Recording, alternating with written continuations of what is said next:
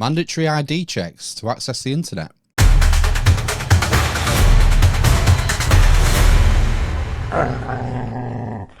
So I'm sure all of you have heard Keir Starmer's announcement this morning in his usual style, that of a tortured android, announcing that he wants to ban social media for children, including YouTube. What does this mean in practice? Looks to me like we face the future of ID checkpoints all over the internet. We know Keir Starmer's had a hard-on for ages about digital ID, and this is the way to get it in through the back door. So if you're an adult in the UK and you want to go on YouTube, looks like you're going to have to scan your face, send some biometric data somewhere, or a photo of your passport, or your driving licence, or God knows what other sensitive information happens to just be lying around ready to be sent on the superhighway of the internet. I'd be interested to know what you think about this in the comments. From the people I've spoke to when I've been out and about today, it's been pretty mixed response. Some people think it's a good idea, this ban. Some think it's a bad idea.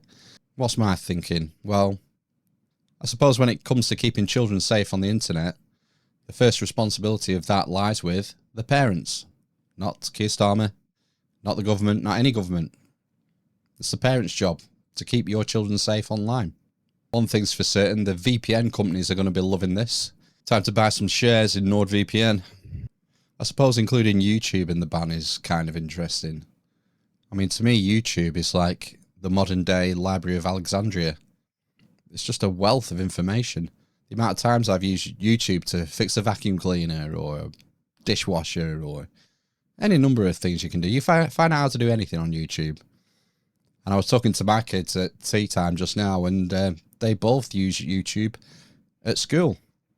One in primary, one in secondary. Are we going to start locking teachers up?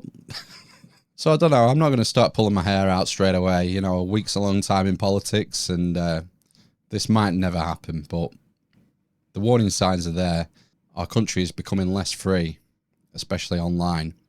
What does it mean for whistleblowers? What's it mean for protesters? What does it mean for people who just criticise the state? Are we going to be bagged and tagged and banned from the internet? Anyway, thanks for joining me if you made it this far. And remember, keep watching them closely, because they're watching us.